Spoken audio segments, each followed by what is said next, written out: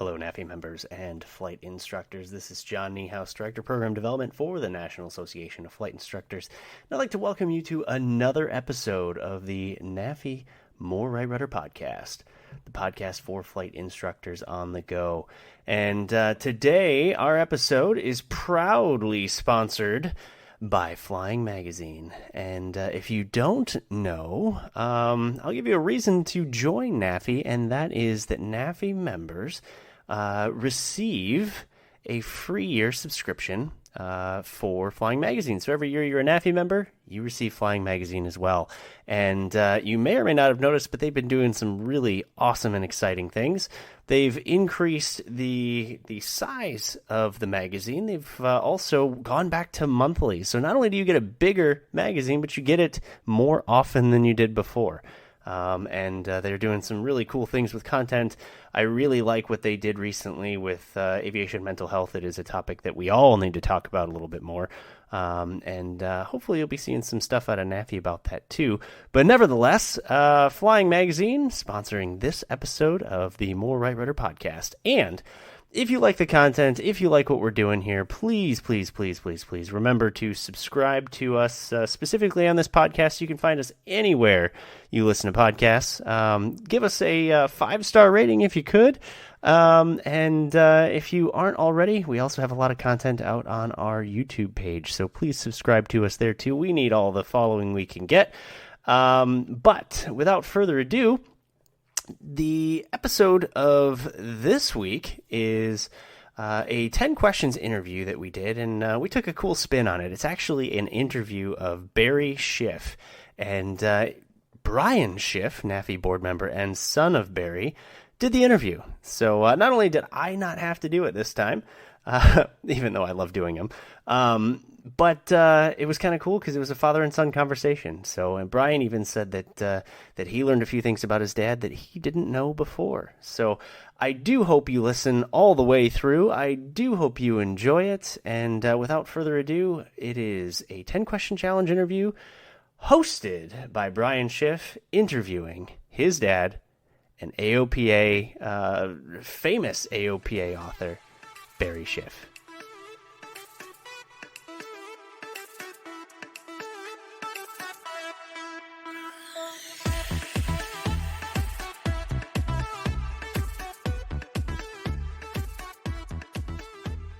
Welcome to this edition of the NAFI 10-Question Challenge, the online video series where we ask successful flight instructors 10 questions and find out how their experience as flight instructors has contributed to their personal and professional successes. Today, our guest is none other than my own father, Barry Schiff. John Niehaus was going to host this one, but I thought it would be fun to interview my own father. His accomplishments include, and this is in addition to breeding and raising an upstanding member of the aviation community, being a notable aviation author, speaker, world record holder, yada, yada, yada. Welcome, Dad. How you doing? Well, son, how are you? I'm hanging in there. Don't you have like all the CFI ratings? Yeah, I do. All of the ones you can get. Yeah, and there's jet lift, which I do not have. Yeah, and you've been teaching for as long as I've been alive, 65 years or so. Exactly. Wow. So you've probably learned more than most of us have forgotten. All right. Well, let's dive into There's always more to learn. There's always more to learn. That's what we love about this, I think, is we're never going to know it all. So much more. All right. Well, let's dive into the 10 questions. Was flight instructing part of your original career plan, or was it something you never anticipated doing? Oh, I never anticipated it. I was a line boy at Santa Monica Airport at the age of 17, moving airplanes around the line, refueling them and the like. And I had just gotten my private pilot's license, and I was making $1 an hour as a line boy, and I knew I could make $6 an hour as a flight instructor. And that was the incentive, because I was headed for college and I needed all the money I could get. So that was my reason for becoming a flight instructor. So it was pay base. Big bucks, yeah. Got it. So reflecting on your instructor skill with your first student, the very first student, how well do you think you did with that first student? It's hard to know. That was 65 years ago, as we've just mentioned. So I don't know how well I did or didn't do. I know that I worked hard at it because he was my first student, and I was a kid and he was a man. And I knew that I had to work very hard to get him to be a pilot. And it worked out okay. He turned out to be a decent private pilot. So I guess I did okay. I really don't know. Did he ever crash? Not as far as I know. I'm not sure he's even alive. He was in his mid-40s when I was 18 and instructing, so he's likely not around now. Got it. So most of us have had an instructor mentor who helped learn the ropes. Who was yours, and what was the most meaningful thing that they taught you? Oh, my mentor was Paul Blackman. He was a World War II pilot who checked me out in his Navy-on so that I could become a pilot for the Acme Meatpacking Company when I was 18 years old. And man, I'll tell you, that was a thrill. But when he checked me out, he asked me, for example, to hold 7,500 feet of altitude, and I was holding 74. And after a while, he kind of jabbed me with his elbow and he said, you know something? I'll bet you can hold 7,500 feet just as well as you're holding 74. Now get with it. And I never forgot that. No, and I happen to know for a fact that you continued to teach that, because I remember you doing the same thing with me. If you can hold 3,450 feet, you can hold 3,500 feet. And I'm like, yeah, that's right. That's right. So I guess striving for perfection, even though you may not attain it, striving for it is a good thing. It's important. Yeah. Yeah. What is the most valuable non-aviation skill that you have learned from being a flight instructor?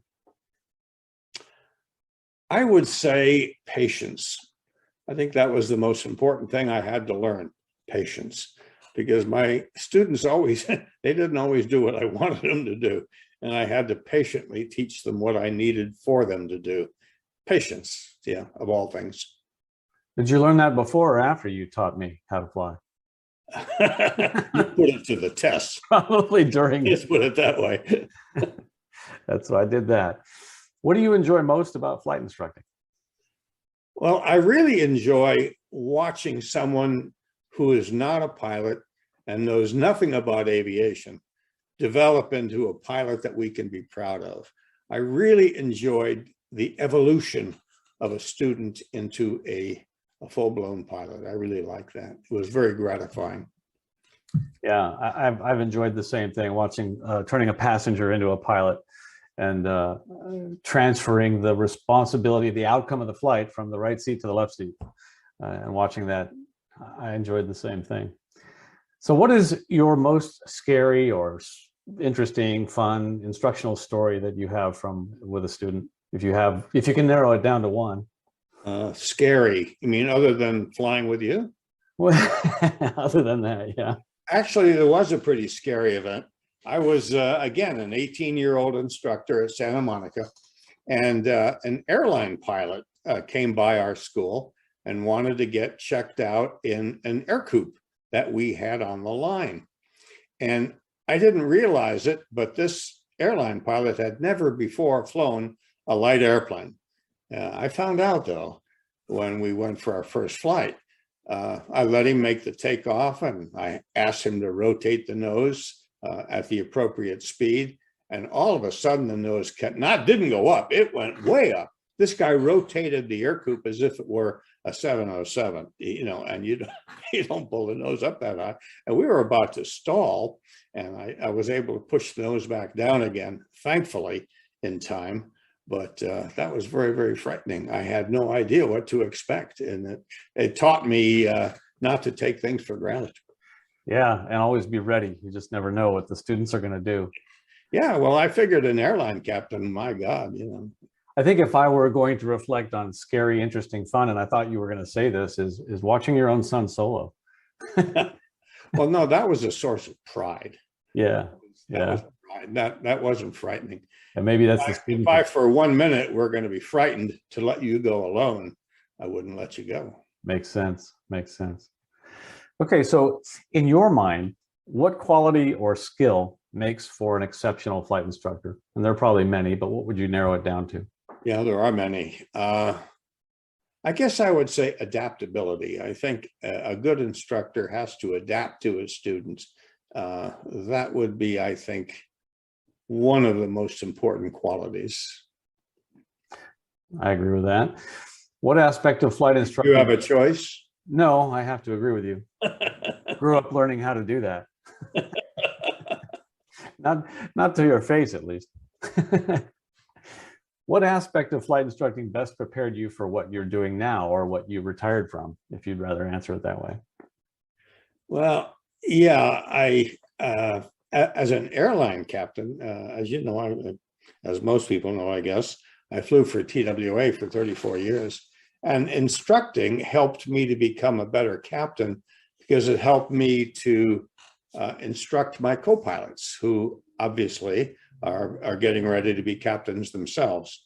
And I think I prided myself in being a good captain because I was a good instructor as an airline captain. And of course, as a writer, an aviation writer, you have to instruct, but in a different way. You write things and you hopefully instruct in a manner that people can understand when they read what you have to say. And so I found that being an instructor helped me be a better captain and a better writer. It makes sense. And if memory serves, you got into writing by writing topics for your students to help them understand certain topics. Isn't that right? No, that's correct. A long, long time ago. Long time ago. How did you utilize your time as a flight instructor to transition into what you did professionally, or what you professionally do now? Well, the way I became a better pilot, which is what I like to think I do better now, and a better writer, was I was constantly studying. There was not an aviation book around that I didn't read. I was a voracious reader, trying to absorb and soak up all I could learn, so that hopefully when somebody asked me a question, I could answer it. Yeah, that makes me think, and I remember doing the same thing, reading all these books, but now there's just so much to read online and it's unvetted, whereas a published book was vetted and you got it, it seemed like more authoritative, but now you can go online and find all kinds of articles and blogs and things written by anybody, totally unvetted. And I think student pilots, all pilots, need to be careful about what they read. You don't know what to believe these days. It's so true. Right, right. So finally, if you could give a new instructor, and there are a lot of new instructors nowadays, one piece of advice for success in the profession as a flight instructor, what would it be? I think one of the most important things for a flight instructor is not to fake it. A student is going to ask you a lot of questions as he learns to fly, and he'll ask things you may not know. Don't fake it. When he asks you a question and you don't know the answer, be honest and say, you know, I really don't know, but I'll find out for you and I'll let you know tomorrow or the next day or whenever the lesson's going to be. But you'll gain more respect that way, and you'll make him a safer pilot. Yeah, and I think it also lends to your credibility if you do that, because it makes the student understand that you're not giving answers off the cuff, that if you say, I don't know, I'm going to look it up and get back to you, they know they're going to get a correct answer. Correct. Yeah. All right. Well, that's great. Thank you very much for joining us and answering the 10 questions on NAFI's 10 question challenge. We'll look for you on something in the future. You take care. All right. You too. Talk to you later. I'll see you for dinner.